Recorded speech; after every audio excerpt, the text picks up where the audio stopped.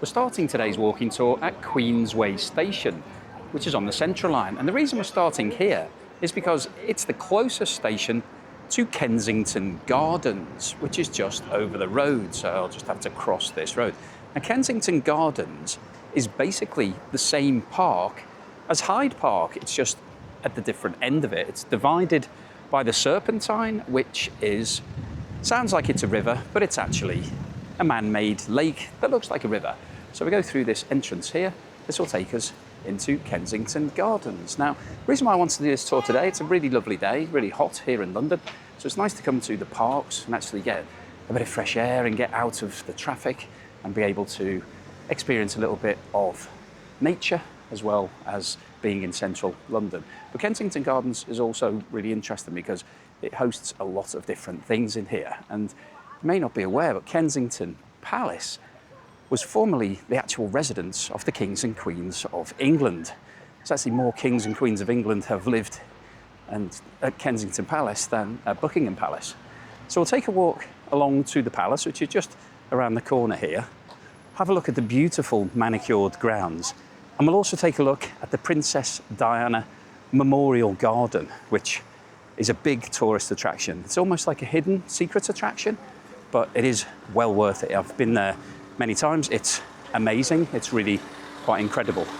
I'll have a walk down this path, which is a lot of bikes and people, a lot of traffic on this path. But we'll be soon off this. I'll jump into the gardens. I just wanted to get into the park itself. But you can see here lots of trees, lots of greenery, lots of space, no traffic apart from all of the bikes and some of the electric bikes. So really, you wouldn't think that you're in central London. And we're going to take a walk all the way through the park. We'll see some of the attractions in the park, but we'll take a walk all the way through to Marble Arch, which is on the far corner of Hyde Park. Now, the interesting thing about this part of the park, Kensington Gardens and Hyde Park, because it's all one big space, is that it was divided when William III decided that he was going to make what is now called Kensington Palace the royal residence. Before that, it was called Nottingham House. So he took it over, bought it, and then he said, I will have some of Hyde Park as the gardens, please. So the gardens on this side are a bit more manicured, and there's a bit more like gardens. We'll see them when we get close to the palace.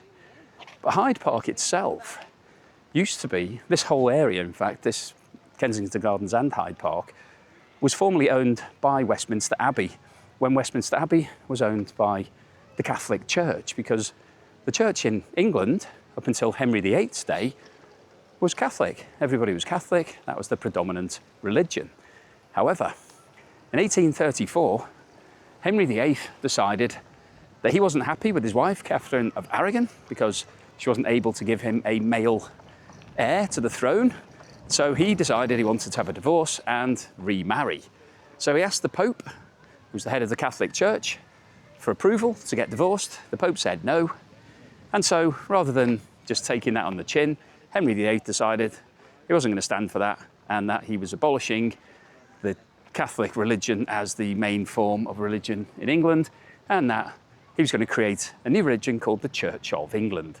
So all of the churches in England were then converted to the Church of England, and all of the property that it owned became owned by the state. So Hyde Park, which was previously owned by the Catholic Church as part of Westminster Abbey, became a royal park. And it was actually, Henry VIII used it as a hunting park. So he used to come here and hunt deer. It was a private park for him in those days. And then in the 1800s, the royal family decided to open these parks to the public. So that's why all these royal spaces, because these are still owned by the royal family, why they're available as public parks, because it was decreed that it was good for the public to be able to have access to these nice open spaces. So these are all still maintained by the royals and all of their groundkeepers, so that's why they're in such nice condition. You get a lot of old trees here though, really quite spectacular. A lot of space, a lot of shade. Now I'm going to cut across the grass now. I'll go down the path, shall I? I'll go down the path in a second, because I want to go to the Orangery, have a look at the palace, and also have a look at the Princess Diana Memorial Garden, all of which are over on the right-hand side. So we're at the top end of the park here, and as we go to the left, we'll be heading towards the Serpentine and Hyde Park itself before we end up at Marble Arch. But I wanted to make this video really because it's nice to get out and about, it's nice to have a walk, it's nice to see some open spaces and some trees and some greenery. So I wanted to do something different with the walking tour and also have a look at a little bit of the history of London and what's going on with regards to the royal properties and palaces, and I thought this would be an interesting one today. So this main road here goes all the way through, it goes over Serpentine, on Serpentine Bridge, we'll go across that later. So you get a bit of traffic, but no vehicles, just bikes, some electric bikes, all of that. So let's hang a right here and have a look at the.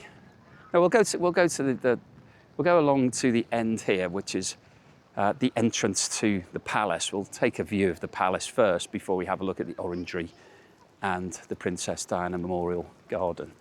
So in the distance, you can see a statue of Queen Victoria. And the reason why there's a statue of her is that this was her home. This was actually where she was born. She was born in Kensington Palace back in, when was it? She took to the throne, I think it was 1837, so she would have been 19, I think she was born, something like that. Yeah, she was born at Kensington Palace. She lived here till she was 18. She then became queen when she was 18, so she was very young. That's why she reigned for such a long time, because she took over when she was quite young. And as soon as she became queen at 18, she decided that she didn't want to have Kensington Palace as the royal residence anymore. She wanted it to be Buckingham Palace. So the royal residence changed when she took over. So it was the end of being officially the Queen and King's residence when Victoria left. So since then, we've had a lot of other people living here, including Princess Diana and Prince William and Kate Middleton. They lived here from 2013 to 2022. Princess Diana lived here for 16 years until she died. So this was her last official home. So we've got a nice memorial for Queen Victoria. And this is Kensington Palace itself. And this place is huge. It's absolutely massive. Now you can go in here, but you have to have a ticket. So you need to buy tickets in advance, usually. So if you're coming here and you want to go inside the palace and check out the public spaces that you're allowed to view, because it still operates as a royal residence. So Prince William and Kate Middleton still have an apartment here that they use when they're in town. They live in Windsor now, but if they're coming to London and they want to stay here, then they have their apartment. You can't go and see that, obviously, because that's their private accommodation. But there are public spaces that you can go to see, and there's a cafe here as well. So it's really quite pleasant coming here, and it's a nice royal residence. It's a huge house. It's amazing, really, to think that the kings and queens of England for 150 years almost lived here. This was where they were ruling England and the UK from. So yeah, a lot of history. It's in really good condition. Obviously, it's been well kept. So we've got a cafe here. We'll have a quick look back. That's the gardens, basically, of this house. That's the way it worked. This was their garden. So we walk past this cafe where you can have some snacks, some drinks, whatever you like. Sit outside. Nice place to have a break if you're coming as a tourist, have a look at everything. But there's a really nice path here that I wanted to take you on. It goes up, it's a little bit like a maze. So it's quite fun if you're coming here. I'd recommend doing this. It's just a walk, you don't have to pay. So just go around here, but it feels like a royal maze, the way they've done it. It's quite a nice feature, this path, all built up with the hedges around it. Feels fun to walk it. So I definitely recommend coming here and taking a stroll along this path. And at the top of this, we've got the Princess Diana Memorial Garden. So we'll have a look at that, and then we'll have a look at the Orangery, which is the restaurant where you can get afternoon tea. If you're interested in that, I have made a video of that afternoon tea. So you can check that out if you want to see what it's like having afternoon tea at a royal residence, royal restaurant. No spoilers, but it was pretty good. So here we go, getting to the top of this walking maze, and we carry on round there. We'll come to the Orangery, and if we go this way, we go to the Princess Diana Memorial Garden. So let's take a walk up to the Princess Diana Memorial Garden here at Kensington Palace. This is the palace itself here. That's the Orangery over there. Let's walk through, have a look at this memorial garden.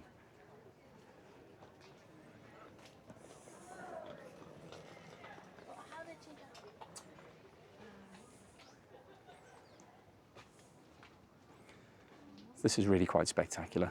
Got this beautiful water feature in the middle. This is all enclosed, you can't go in there, you only look from the outside. Statue of Princess Diana with her children on the other end. Beautiful gardens, really nice flowers.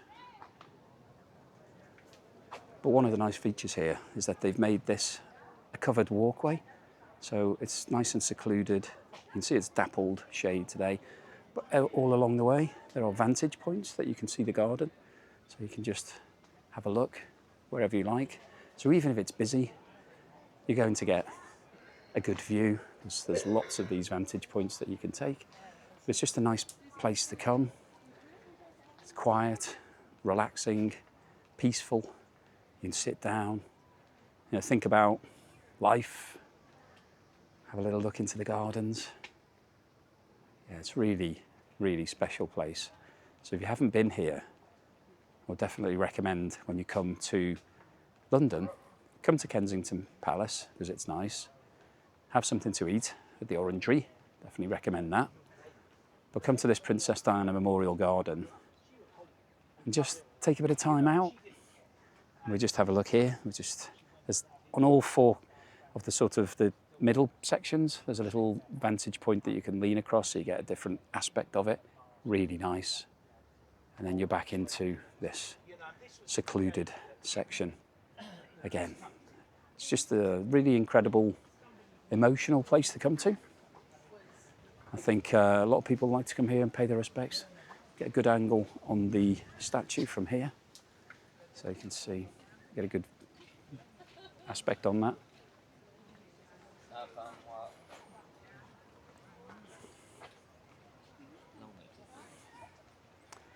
And of course, we've got vantage points on the other side as well. You can see through to the gardens. They've done a really nice job. You can see there's a nice part here that we can see. Now, that isn't the Serpentine. That's actually Round Pond. We'll go and have a look at that in a moment.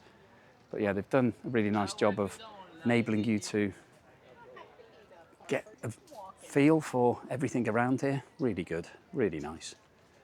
And of course, the main reason for coming here is to see the memorial garden itself. Here's the top end with the statue. So you get a view of the palace behind here, looking back towards the palace. Really very nice garden this is. And then the last bit of the covered section.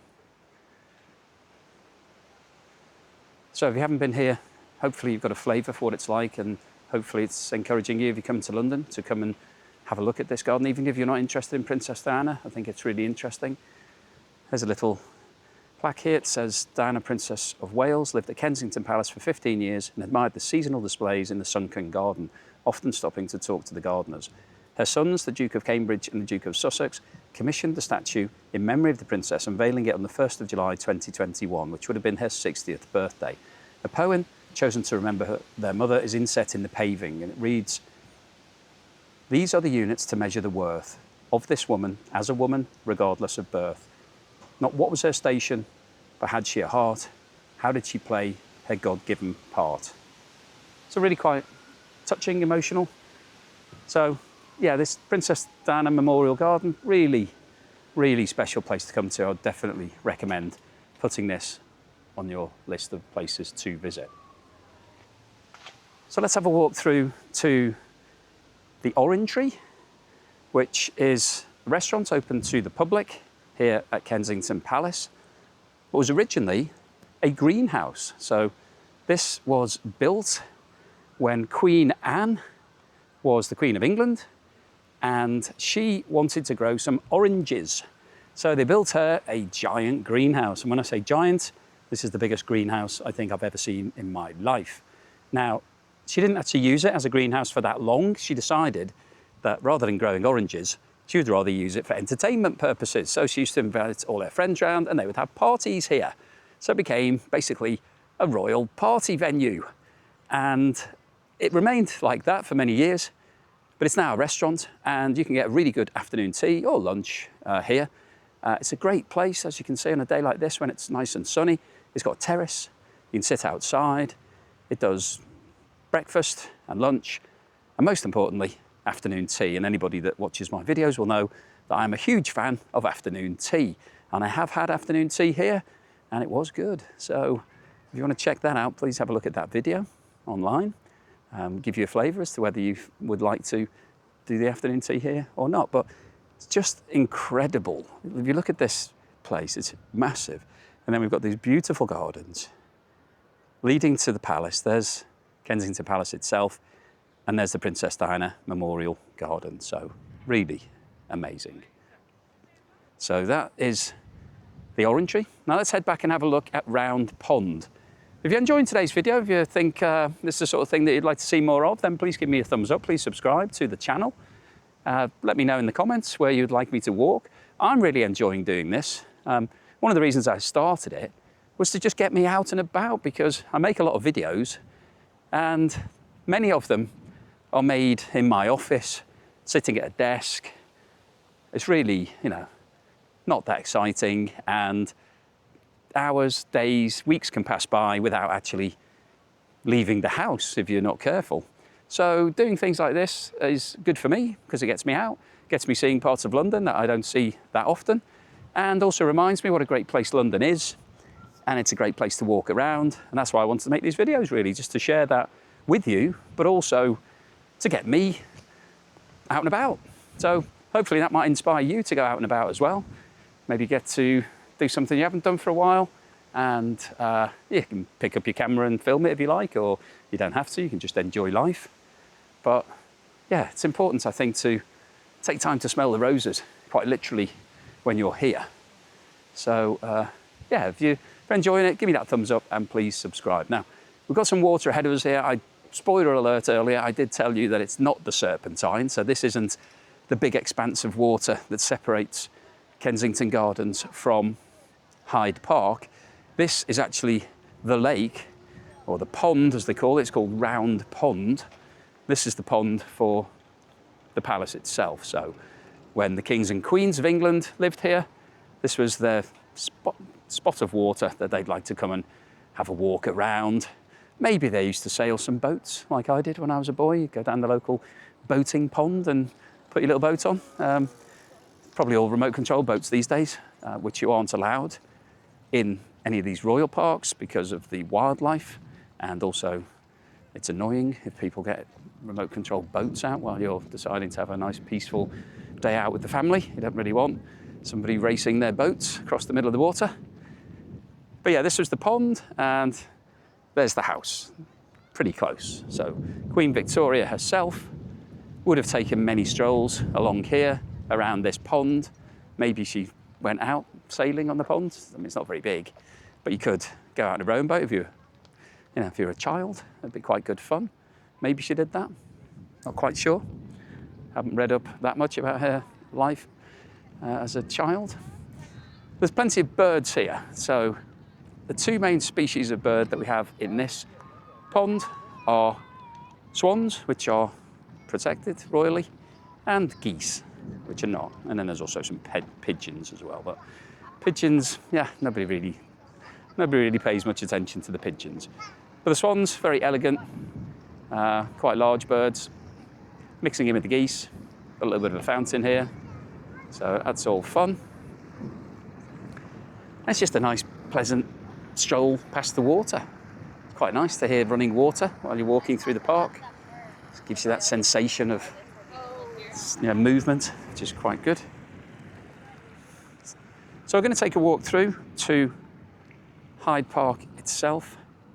So we'll see a few things along the way. There's a couple of art galleries in the middle of this park. So we'll have a walk past those and see some statues. I'm going to go off the We're going to go off the path now onto the grass. So let's have a walk. So I think we should be aiming to get to Marble Arch, hopefully in about 30 minutes, something like that, maybe a bit quicker than that if I walk a bit faster. So we'll see a few things along the way, go over the Serpentine Bridge. So yeah, it should be a nice, pleasant, enjoyable stroll. Hopefully you're enjoying it. This grass is a bit uneven, so I'm stumbling along here a little bit.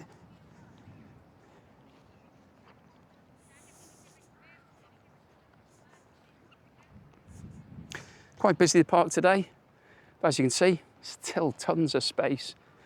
So even when it's a really hot sunny day and people will come into the park, you'll still find lots of open spaces. I definitely recommend coming to these parks if you're in London. It's definitely a good thing to do. It's nice to see some of the wildlife and just chill a little bit.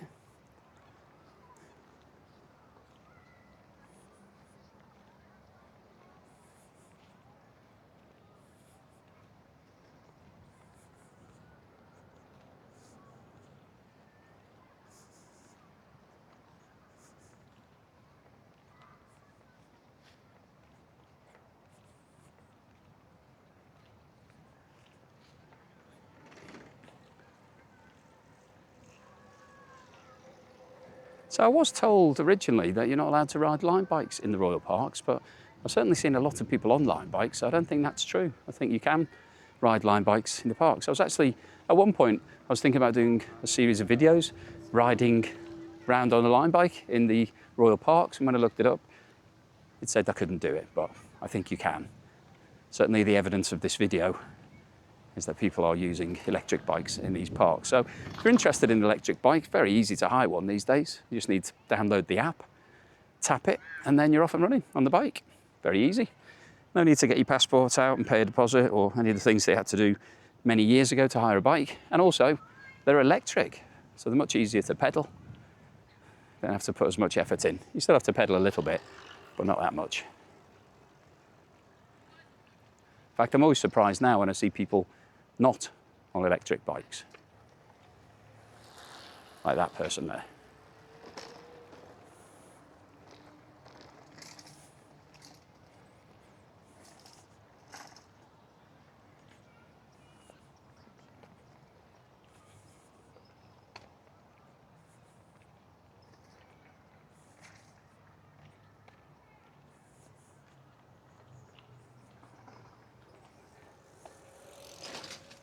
So the good thing about these parks is that there are a lot of trees here. So you get a lot of shade. So even if it is really hot, it's not too unbearable because once you're in the shade, it's a lot cooler. You can see many people have opted for shade rather than sunshine on a day like today because it is quite warm.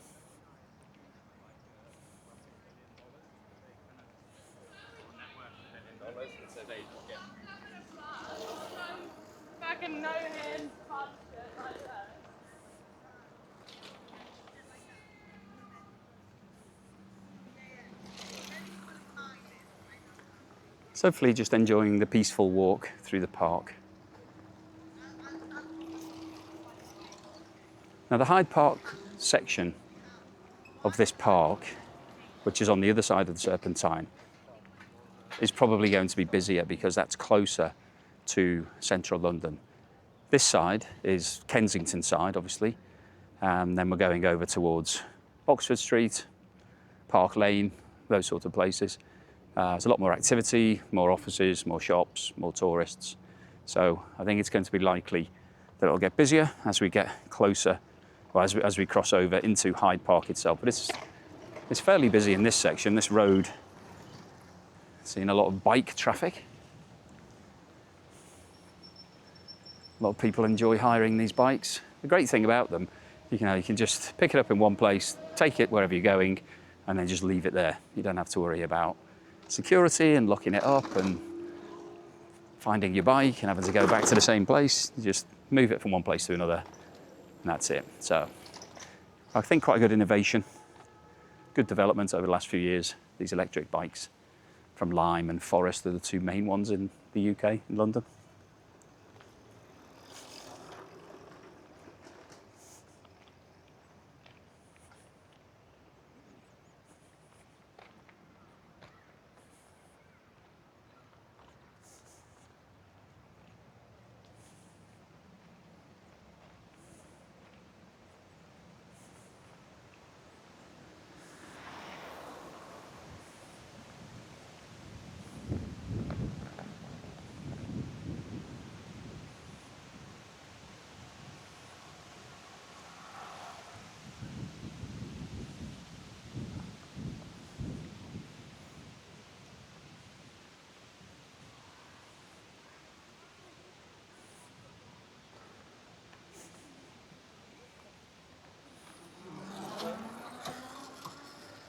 Well, there's a memorial there for Prince Albert. You can see it's right by the Albert Hall, the dome behind it, and then there's that golden statue of Prince Albert, which is huge, and that was Queen Victoria's husband who died, and so she built that memorial to him after his death. So that's at one of the other entrances if you're going down to the Royal Albert Hall.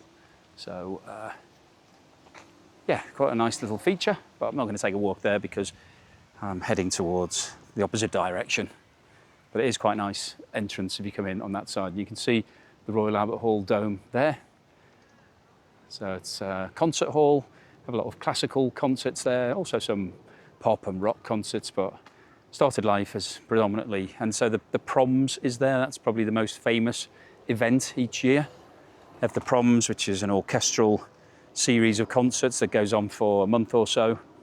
And of course the last night of the Proms is quite a famous event.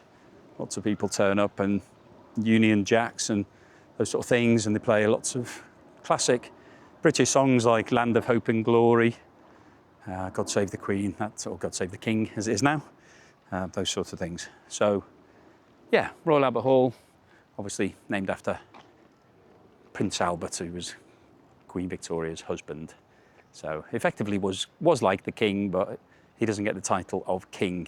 It's an interesting dynamic that if you're a man and you marry somebody who becomes the monarch, you don't become the king. So Queen Elizabeth II's husband was the Duke of Edinburgh, so he didn't become king. And the same with Prince Albert, he didn't become king either. He was Prince Albert, married to Queen Victoria. So we're now heading towards the Serpentine. So there's a couple of really interesting art pieces that I wanted to show you here. So there's a gallery here, which is called the Serpentine South Gallery. So it's just through those trees, but I want to show you this art piece, which I particularly like. So I'm not sure whether this is, I don't think it's a real tree that's been struck by lightning, but that's the concept. So it looks like a real tree, and it's obviously all gold at the top. It's been painted gold. I presume it isn't wood. It's made from some man-made structure, but it looks like wood. It looks like a tree that's been struck by lightning. If we have a look at the name of it here, it's on this little placard. It says it's Thunderstruck Tree. So quite effective, quite good, quite like that. I like art in parks. I think it's a nice thing to come across. And there's another piece here I thought is interesting to look at. So you might be able to see some people running through it. This is a lot of plastic rods, basically. There's sorts of plastic hanging pieces, a bit like curtains, I suppose, but there's a lot of them. And then you can walk through this. So I'm going to do that. Thought it'd be quite good fun to walk from one end to the other. See how it looks on camera. Probably going to look really bad, but it's a bit of fun. So I'll take you through it and we'll see what it's like. But it's an interactive art piece that you can get involved with, and this is it here. So it's called Penetrable. So we'll just head through this and follow that boy through here. So yeah, these are just plastic pieces that are hanging. Quite a funny sensation to walk through. A bit like going through one of those dividers that keeps the flies out of your kitchen. quite good fun. So yeah, something a bit different to do here. So yeah, penetrable BBL. So it's something in Kensington Gardens that's a bit of fun next to this art gallery. So we're going to head towards the road now because we want to cross over the Serpentine. So we'll go over the water. But this is quite a modern gallery. You can see it's got another really interesting piece here. Quite nice design to it. You can go inside here, sit down, have a quick look as we come through. So there is a little cafe bar, so you can sit and have a coffee and a drink. It's quite a nicely designed space. So yeah, a lot of thought has gone into that. Now coming onto the road where some traffic does come through, so there will be a bit of traffic now, but it's just because I want to get over the Serpentine. So we'll have a look once we're on Serpentine Bridge at both sides of the water. Looks great. And then we'll jump down onto the water on the other side, give you some perspective. But this feature was designed deliberately. It wasn't already here. It's not naturally occurring. So they built this water feature and it was designed to be to look like a river. And I think they've done quite a good job. It does feel like we're crossing a river when we go over this bridge and when we go down to it as well, which is nice because when you're in a park like this in central London, if it didn't have any water, it could feel a bit oppressive and just a bit dry and not as nice. I think water's a really nice feature for parks. So it was built obviously a long time ago, the Serpentine. And even the name of it, I think, feels like a river, sounds like a river, even though it's not. So when people refer to the Serpentine in Hyde Park, I think a lot of Londoners do think that that is some sort of river, tributary of the Thames or something like that, but it isn't, it's a lake. But it doesn't look like a lake. So let's head over the Serpentine Bridge.